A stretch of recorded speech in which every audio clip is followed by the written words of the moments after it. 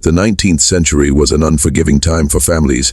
While modern medicine and science had made small strides, most households were still at the mercy of illnesses they could neither predict nor cure. Smallpox, scarlet fever, diphtheria, and tuberculosis claimed the lives of countless children. In rural towns and immigrant neighborhoods, it was not uncommon for families to bury more than one child before they reached adulthood. Against this grim backdrop, Emma Voss's life unfolded, a life defined by love, resilience, and the kind of heartbreak that could have destroyed her, but instead reshaped her into a woman of remarkable strength. Emma had arrived in America from Germany with her husband in search of a better life. Like many immigrants, they dreamed of freedom, prosperity, and the chance to raise children in a land where opportunity seemed abundant. Yet, the promise of America came at a cost. Emma's days were long and filled with backbreaking labor, tending to the home, helping with sewing work for neighbors, and stretching meager resources to feed her small family. Her joy, however, was found in her daughter Anna. Born with soft curls and wide, searching eyes, Anna became the center of Emma's world. To Emma, Anna's laughter erased the weariness of long days, and her small footsteps across their wooden floorboards were a melody of hope in a life often marked by struggle. But raising a child in the 1870s was never safe. A simple cough could become pneumonia.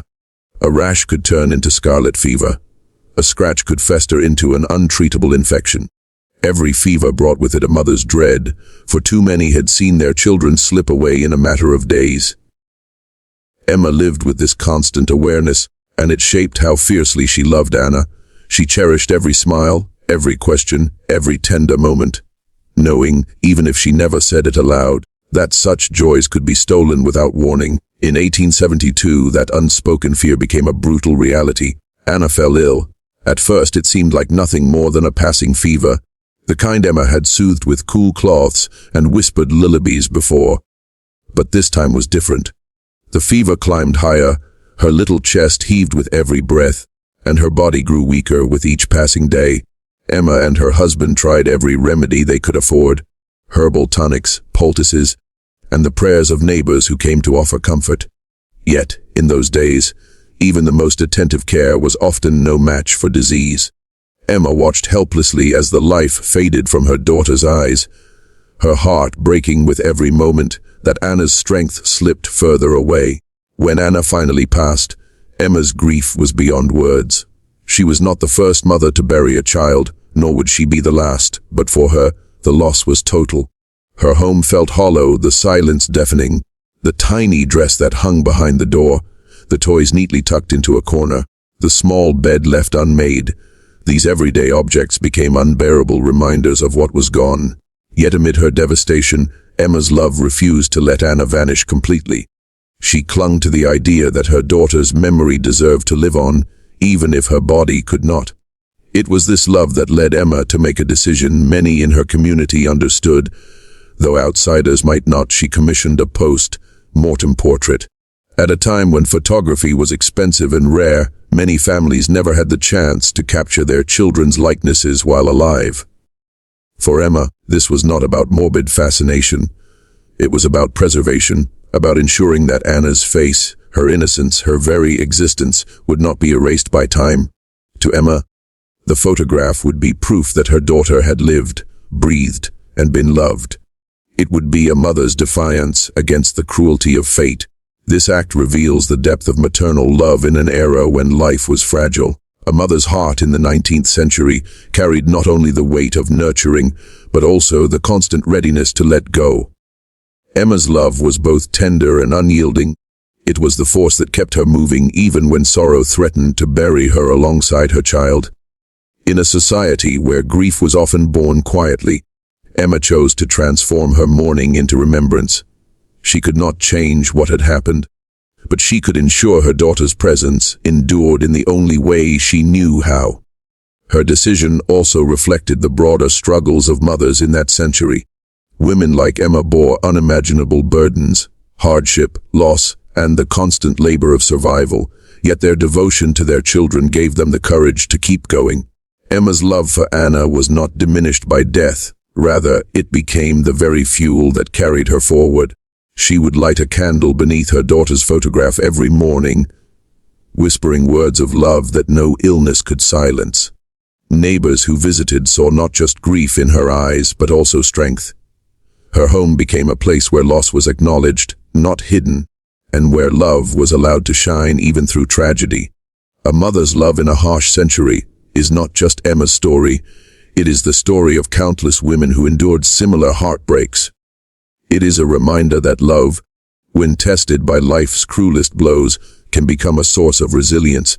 Emma's devotion to her daughter teaches us that while we cannot control the hardships we face, we can choose how we honor those we lose. Her love was not confined to the years she had with Anna, it stretched beyond death, becoming an act of remembrance that would inspire others in her community and her family for generations. In the end, Emma Voss's love did not save her daughter's life, but it saved her memory, and in that preservation, Emma herself found the strength to live on. She showed that even in the harshest century, when loss was everywhere, a mother's love could still carve light out of darkness. The mid to late 19th century was a time of rapid change. Industry was reshaping cities, science was challenging old beliefs, and photography, newly invented and spreading quickly, was transforming the way people remembered their lives. Yet, amid these changes, one sobering reality remained constant: death was never far away. Disease, poor sanitation, and limited medical knowledge claimed countless lives, particularly those of children. For many families, it was not unusual to lose a child before the age of 10. In this atmosphere of frequent mourning, photography developed not only as a novelty for the living, but also as a solemn art of remembrance for the dead. It is difficult for modern minds to fully grasp why post-mortem portraiture became so common in the 1800s. Today, death is often hidden away in hospitals, spoken of in hushed tones, and rarely photographed. But in the 19th century, death was an everyday part of life. Most people died at home, surrounded by family. Funerals were held in living rooms, and mourning practices were public and deeply ritualized. In that world, preserving the memory of a loved one through a photograph was not morbid. It was profoundly meaningful. It was an act of love, an attempt to hold on to a presence that would otherwise fade too quickly. For families of modest means, like the Voss family, photographs were not taken casually. They were expensive, requiring a professional photographer, and thus reserved for life's most important milestones, weddings, anniversaries, or, in many cases, death. For many children who passed away young, a post-mortem portrait was the first and only photograph ever taken of them. Parents who could not afford multiple sittings during life would often save their limited resources for that final portrait, ensuring that their child's image would not vanish with time. The practice itself was carried out with care and reverence. When a child passed, mothers would dress them in their best clothing, sometimes a Sunday dress or baptismal gown. Flowers were placed in their hands, a symbol of innocence and purity. Photographers, who were familiar with the delicate task, often posed the child to appear as though sleeping peacefully. In some portraits, siblings or parents were included, their faces solemn but steady, a sign that love endured even in loss.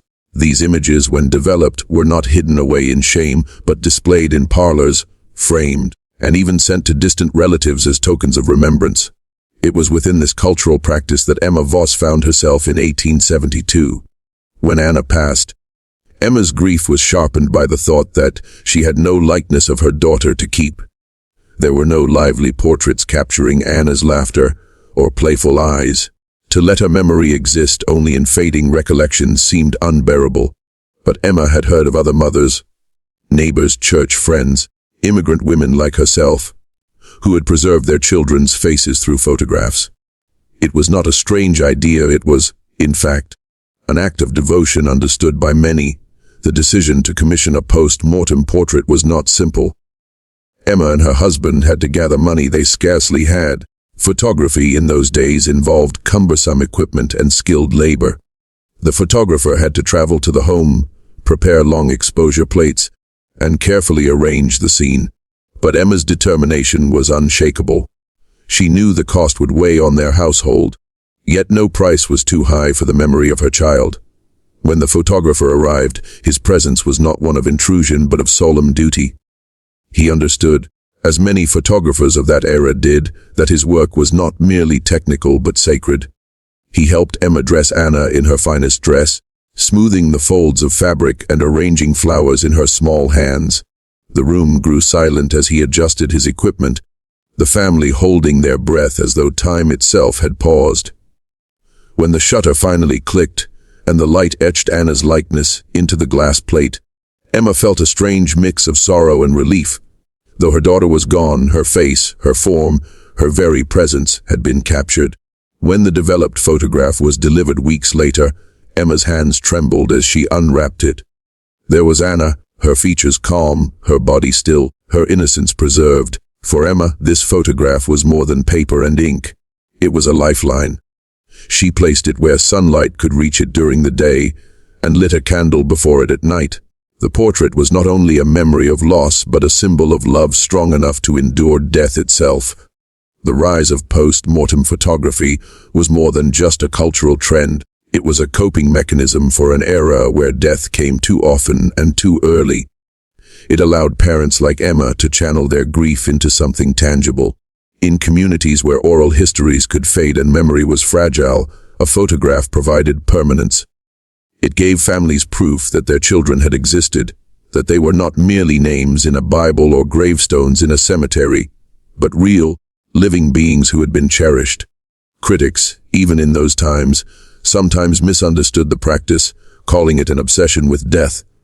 But for those who lived it, it was never about death. It was about life, preserving the brief, precious lives that had touched theirs. For Emma, Anna's photograph was not a reminder of how she died, but of how deeply she was loved. Each glance at that portrait strengthened Emma's resolve to keep going, to carry her daughter's memory forward in a world that would have otherwise forgotten her. The rise of post-mortem portraiture, then, was not simply about photography but about humanity's refusal to let go. It was about ordinary families creating legacies out of heartbreak. And in the case of Emma Voss, it was about a mother whose love outlived the harshness of her century. Through the photograph, Anna remained not just a memory but a presence, a silent companion in Emma's journey through grief and resilience. The morning of the portrait dawned gray and quiet, as though the world itself was mourning with Emma Voss. The air in the little immigrant home was heavy, not just with grief but with the stillness that follows a loss. In the corner of the room, Anna lay motionless, her small body prepared with the tender hands of her mother. Emma had spent hours the night before washing her daughter's face, brushing out her golden hair, and choosing the finest dress she owned. A white Sunday gown, embroidered faintly at the collar. She wanted Anna to look as though she had simply fallen into a peaceful sleep. In 1872, death in the home was not hidden. Families prepared the bodies of their loved ones themselves, often keeping them under their roofs until burial. This was not viewed as morbid but as natural, a final act of love and duty. For Emma, this preparation was both agony and comfort. Every stroke of the brush through Anna's hair, every button fastened on the little dress, was a way to say goodbye. Her hands trembled, but her heart told her this was the last care she would ever give her daughter. The photographer was due to arrive that morning. Emma had spent precious coins to secure his services, coins that could have bought food or coal for the winter, but she never once doubted the choice. This portrait would be all that remained of Anna's face, her delicate features captured not only in Emma's memory, but in a form that could endure. To Emma, that permanence was worth every sacrifice. When the photographer arrived, his presence was solemn, respectful. He carried with him the heavy equipment of the time, a boxy camera, fragile glass plates, a tripod, and a small case of chemicals. He was no stranger to such tasks. In those years, photographers were often called upon to perform this sacred service, and they understood the delicacy required. With quiet words, he greeted Emma and her husband, and then, with a kind of reverence, he turned his attention to the small figure at rest. Emma watched as he carefully adjusted the room. Curtains were drawn back to let in the pale autumn light, and a chair was moved to the center of the floor. Anna was gently lifted and placed upright, supported discreetly by a hidden stand that would keep her still for the long exposure. To Emma, It was both painful and beautiful to see her daughter seated there, dressed and posed as though she might wake at any moment. The photographer arranged flowers in Anna's lap, soft blossoms that Emma had gathered from the yard. He asked Emma if she wanted to be included in the picture. Many mothers chose to sit beside their children, to capture both the bond and the sorrow in a single frame. Emma hesitated but declined. She wanted the photograph to belong solely to Anna, unclouded by her own grief. This was her daughter's portrait, her daughter's legacy. As the preparations continued, Emma felt the strangest sensation, a calm washing over her grief. For the first time since Anna's passing, she was not only weeping but creating. She was preserving something. The act of arranging, of witnessing, gave her a sense of control in a situation that had stolen all control from her hands. She could not stop her daughter's death, but she could ensure that Anna's image would not be lost to the shadows of memory. At last, the photographer crouched behind his camera. He placed the plate carefully, covered the lens, and gave a nod to Emma. The room fell silent. The faint sound of a clock ticking was the only noise. Emma clasped her hands tightly, whispering a prayer, and then, with a swift movement, the photographer uncovered the lens. The light of the room, faint and cool, flooded onto the plate. For several long seconds, time seemed suspended. Emma stared at her daughter, fixing her gaze on every detail. The curve of her cheek, the smallness of her hands, the way the flowers looked cradled in her lap. She knew this was the last time she would ever see Anna in such a way. When the exposure ended and the lens was covered again, the moment was over. Yet something profound had happened. Emma felt as though the photograph had captured not just Anna's likeness, but a part of her soul, a fragment of her brief life that could never be taken away. The photographer promised to return in several weeks with the developed image. Emma thanked him, her voice breaking, and then returned to her daughter's side.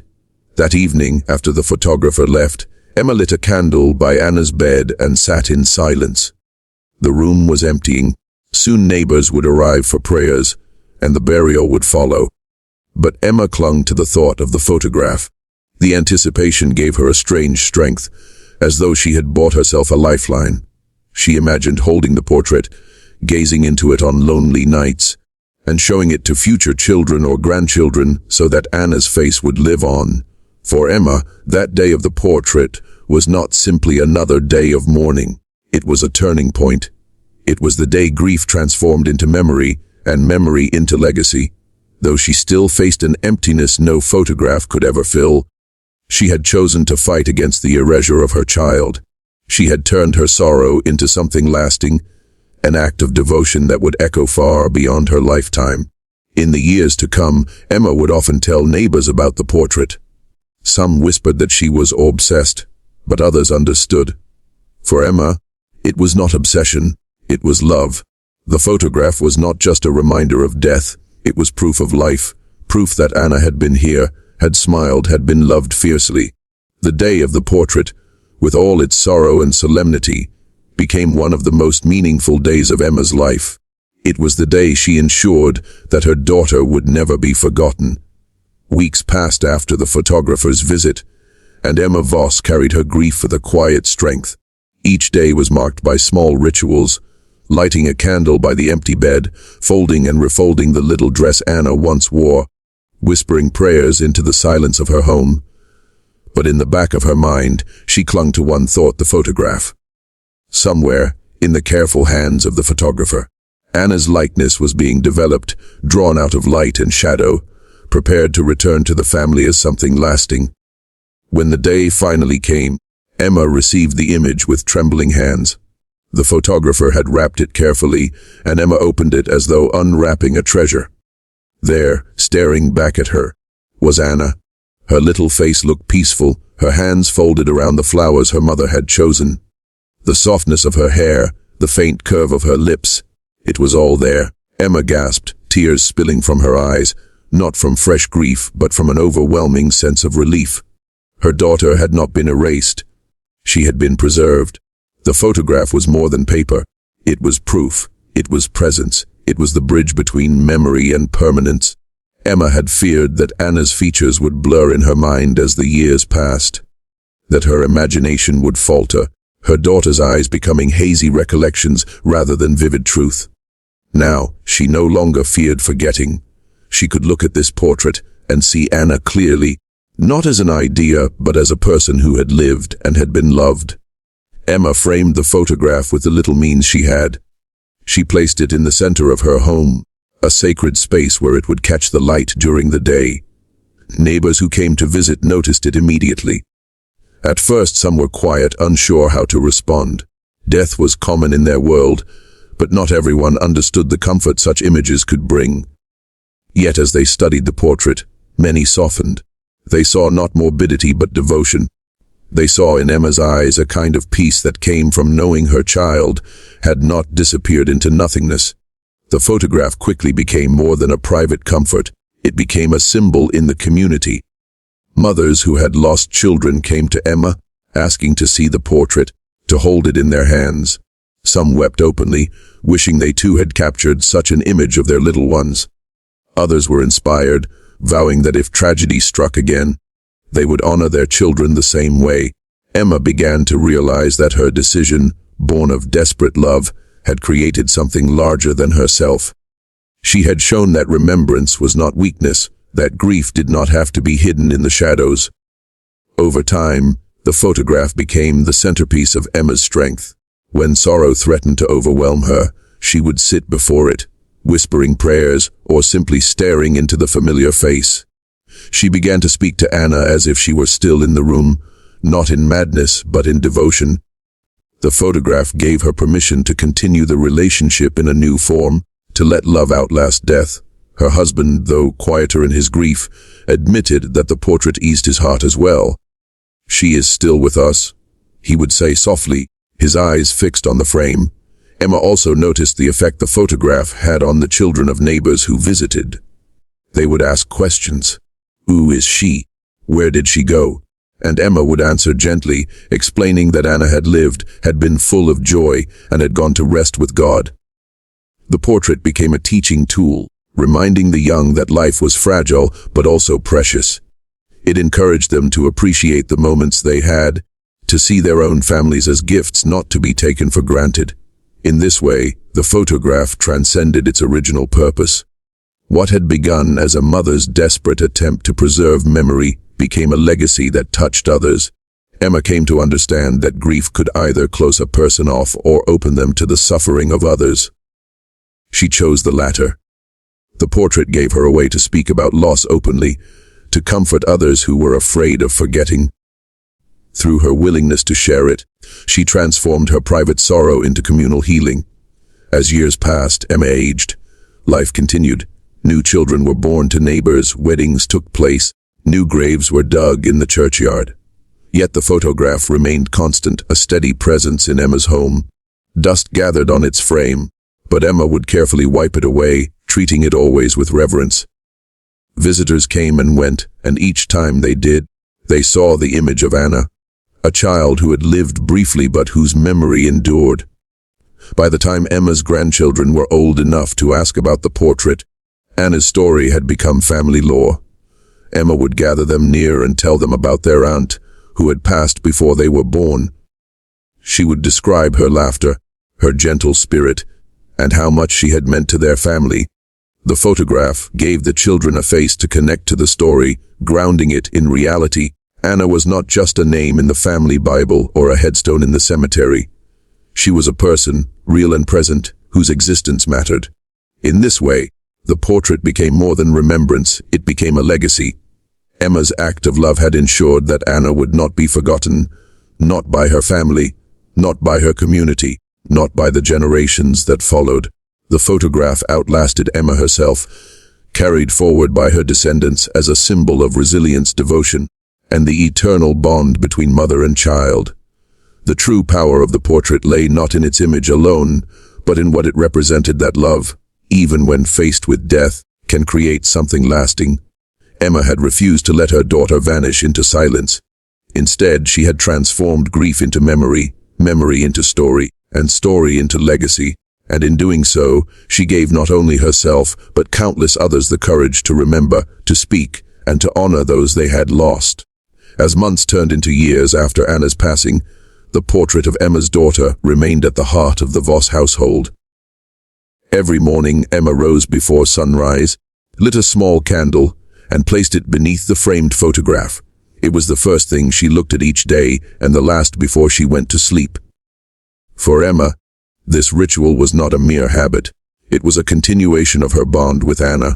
In her eyes, the flame symbolized life, and though Anna's body had gone cold, her spirit, Emma believed, still burned brightly. To outsiders, however, Emma's devotion soon gained another name obsession. Neighbors would whisper when they passed her window at dawn and saw the flicker of the candlelight. Some suggested Emma had lost her senses. Others pitied her, saying she was clinging too tightly to what was gone. In a time when grief was expected to be quiet, dignified, and limited to a formal period of mourning, Emma's constant devotion to the portrait set her apart. But Emma herself knew better. What others called obsession, she recognized as transformation. Her grief had not locked her in despair. It had driven her to love more deeply, to see the fragility of life more clearly, and to serve others who carried the same burden of loss. The photograph was not a chain holding her down. It was a lantern guiding her forward. The transformation began in small ways. When another mother in her community lost a child to illness, Emma was among the first to knock on her door.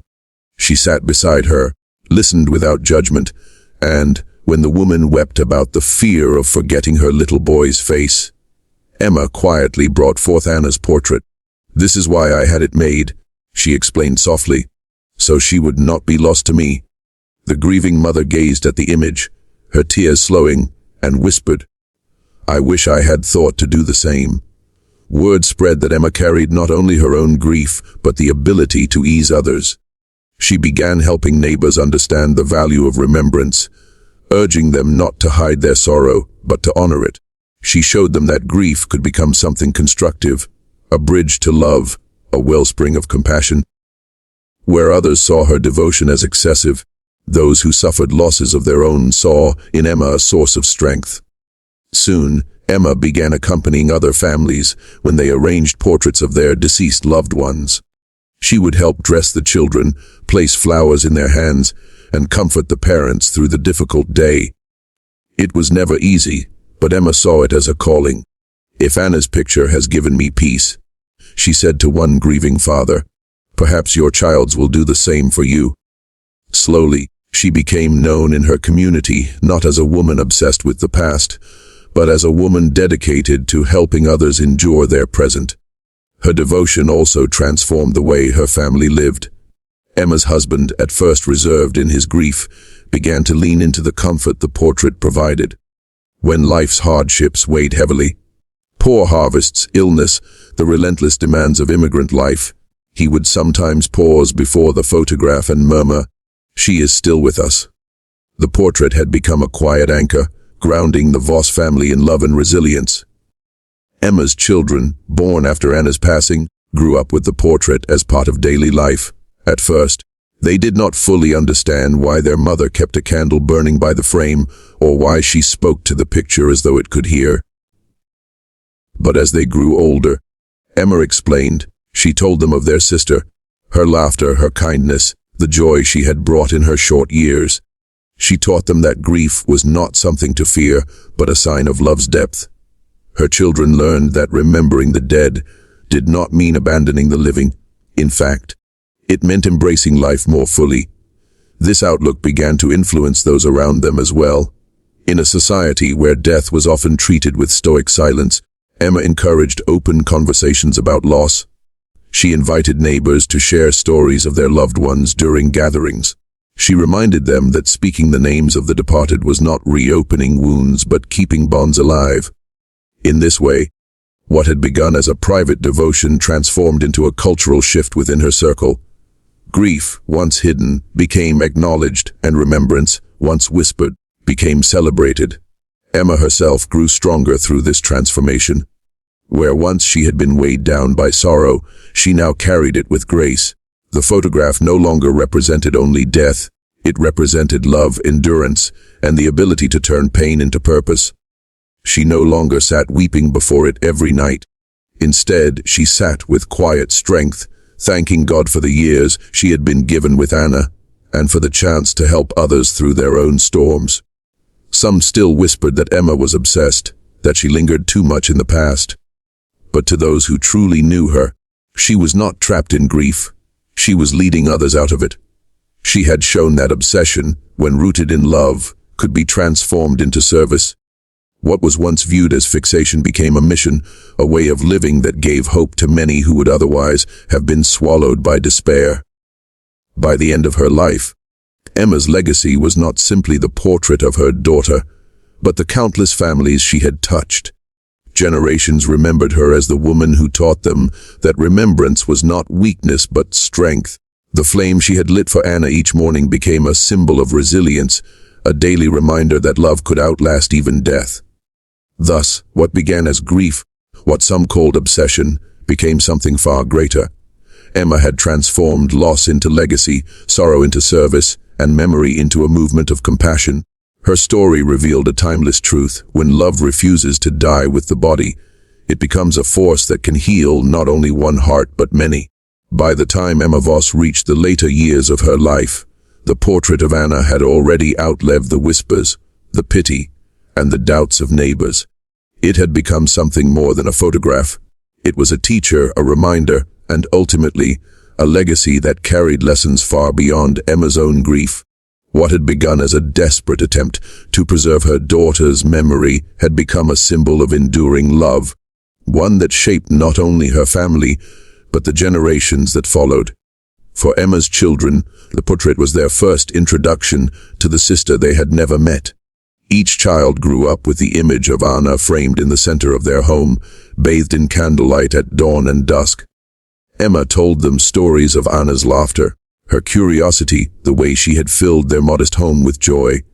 These stories, paired with the portrait, gave Anna a presence in their lives as though she were still among them. It taught Emma's children that love does not vanish when a person is gone.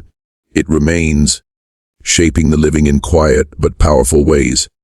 As those children grew older, married, and raised families of their own, they carried with them their mother's philosophy, that remembrance is not weakness, but strength. They spoke openly about Anna to their children, Emma's grandchildren, ensuring that her memory never faded into silence. When asked why their mother had cherished the portrait so deeply, they explained that grief was not something to bury, but something to transform. In this way, Emma's devotion became a family tradition of resilience, teaching each new generation to face loss with courage and love. The portrait also carried a broader lesson for the community. In the immigrant neighborhoods where Emma lived, loss was a common experience. Families worked in dangerous conditions, children often succumbed to illness, and survival itself was uncertain. Yet many people were afraid to speak of their grief, fearing it might appear weak or invite judgment. Emma, however, had shown them another way. By keeping Anna's portrait in plain sight, by speaking her name and sharing her story, Emma broke the silence that surrounded mourning. She made it acceptable to remember, to weep, and to celebrate a life even after death. Her neighbors began to follow her example. More families commissioned portraits of their departed loved ones. They began placing keepsakes, lockets, pressed flowers, handwritten notes. Beside those portraits, as daily reminders of love that outlasted death, grief became less of a private burden and more of a shared human experience. Emma's courage in the face of judgment had sown the seeds of compassion in her community, and that compassion endured. The lessons extended further still. For Emma's grandchildren, growing up in a rapidly changing world, the portrait became a tangible link to their roots. It reminded them of the fragility of life in earlier times and of the strength their grandmother had shown. It grounded them in humility, reminding them to cherish their own families while they were alive. The portrait was not just a relic of sorrow, but a symbol of endurance, a family heirloom that carried with it a philosophy to honor, to remember, and to let love guide even the hardest of days. Even beyond Emma's lifetime, her story lived on. When she passed, her children continued her ritual of lighting a candle beneath the portrait on certain days. The anniversary of Anna's passing, family gatherings, or moments of hardship, The act reminded them of Emma's resilience and of the strength she had drawn from remembering rather than forgetting. In time, these practices became lessons handed down from parent to child, echoing through generations long after Emma herself was gone. But perhaps the most powerful lesson Emma left was not simply about grief. It was about transformation. She had taken something that could have destroyed her and reshaped it into something that gave life meaning. She had shown that when faced with loss, we have a choice to let sorrow consume us or to turn it into love that serves others. Her obsession, as some had called it, was in truth a devotion that became a source of healing for many. That devotion transformed her community, shaped her family, and inspired generations to embrace remembrance with courage. The photograph of Anna became a metaphor for the human heart.